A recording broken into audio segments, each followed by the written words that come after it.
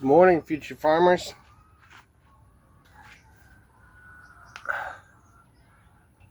This is Future Farmers of Aklan here. It's nice to see you all tuning in. Just wanted to show you all what I was doing today here in the greenhouse. Chopping up lettuce here. Getting it ready to go in the pipes. But yeah. I'll have a little chit chat with you guys while we work on this. So the other day I was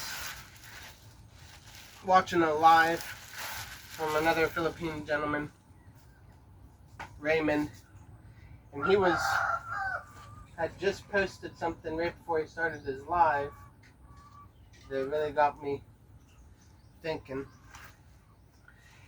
He posted a picture of him smiling and said, "The greatest disguise in this life is a smile." And well, that really spoke to me, because I feel like no matter what you're going through, no matter how hard it is, that you can always smile. And oftentimes if you smile, someone else will smile. There's that song, "You Smile, I Smile."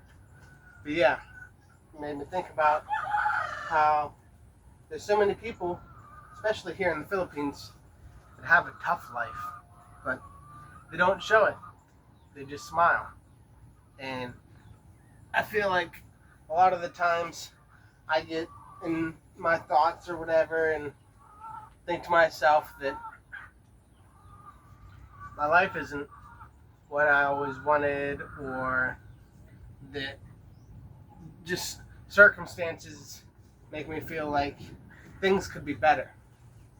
And of course they could be, but it has to do with mostly your input. Your positive outlook on the day can make a bad day a good day. I had my baby, or my wife had our baby last December, and since her having a baby, she's had moments of insecurities, and mostly due to me, but yeah, just doesn't feel herself and doesn't feel happy sometimes with where we are in life. But we had a baby at a young age. I'm 26, she's 24. But we got married first. We kind of took things slow. We've known each other for 12 years. Dated when we were real young. And then spent a lot of time apart doing our own thing. And then found ourselves back together here in this community. And really found ourselves in love again. We definitely rushed to get married. I wouldn't suggest that, but I was in a hurry. I didn't want to wait. I felt like I had spent my whole life waiting for my wife, and finally knew that she was the one, and just wanted to do it fast. And I wouldn't even say I have regrets. It's just, now that we've done it the way we have, I would suggest to others to take it a little more slow. My brother just moved back to the States to go to GCBI, the college I went to back in 2016. And he has himself a nice young lady who's seems to have her head screwed on straight, and that's often my advice to him, even though I haven't spoke with him since he left to any extent, that you got a lot of life ahead of you, and they're young, a lot younger than Jan and I were, to just focus on each other and to make the most of every moment, to record when possible so that they had the memories in digital form, so whenever they leave their head, because they're filled with so much other information, that they always had to go back to. They had it to share with other people, their journey as a couple. But I don't know why I'm talking about my brother so much. I should be talking about my experience. But back to Raymond and his post that the best disguise is a smile.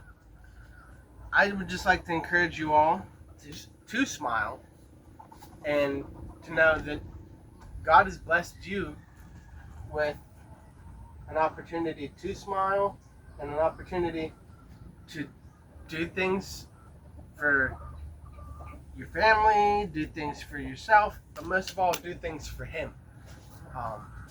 Whether that's doing something for others, that's the most enjoyment you're going to find in life is doing things with family, or for family, or for even just a stranger. So I would encourage you all to just take a moment to reflect on all the blessings we have. And maybe you're going through a really tough time today. And I want you to know that you're not alone. That we all have tough days, and today for me is a good day. So I can't say that I can relate to you right now, but yesterday I could have, or the day before. Like, not every day is a good day. And to enjoy the lows, because they're only temporary. You're always going to come back up. Things are going to get better. And remember that there's less fortunate people in other places that would much rather be in your situation. But yeah, it makes me think of a verse. I think it's in Mark 12. I should really have looked this up before I started this video. It says, what you do for the less fortunate, you're doing for me. So I would encourage you all today to find someone in need of a hug or a smile or whatever you could do for them, to just do it. Because what you do for the less fortunate, you're doing for Christ. And so that's my encouragement for today. I'll link the verse in the description, because I'll tell you what, I studied the Bible a lot, but I can't think of that verse right now. But yeah, I think we got enough cups here. Let's get you guys situated and transplant this lettuce. So yeah, we take these cups here and grab one of these seedlings as gently as possible, plop it in there, and then pack it in just a little tightly, gently I should say.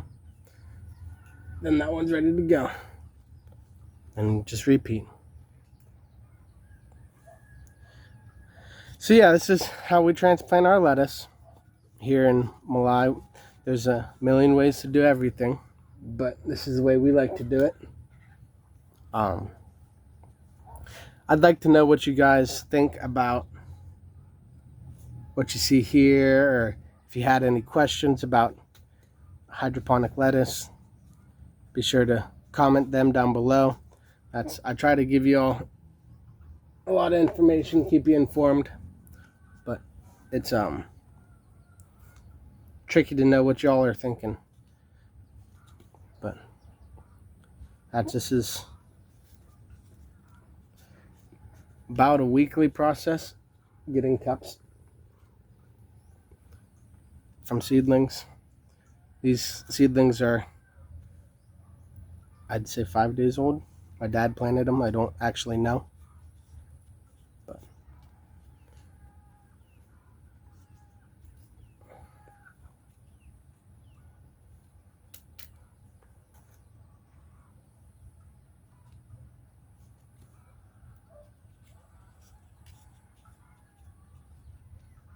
so yeah, in the comment section, let me know if you've ever done any sort sort of farming or ag with animals.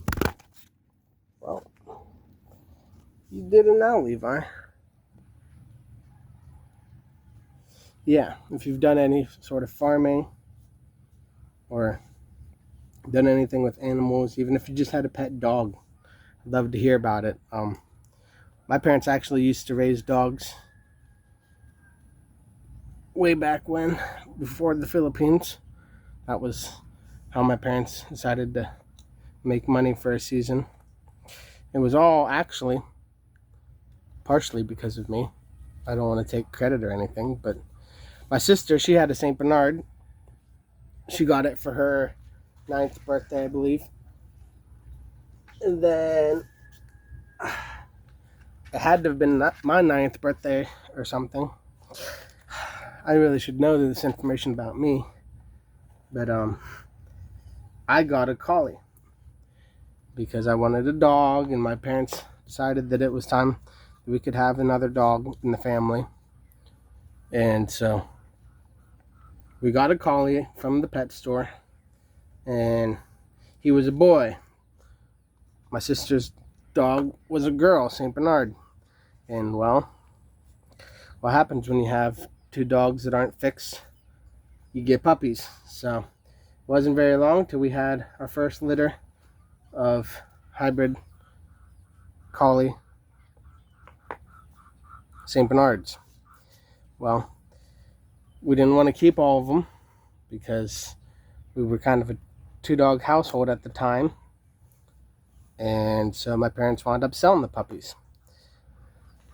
They made a pretty reasonable amount of money and thought, well, this is silly.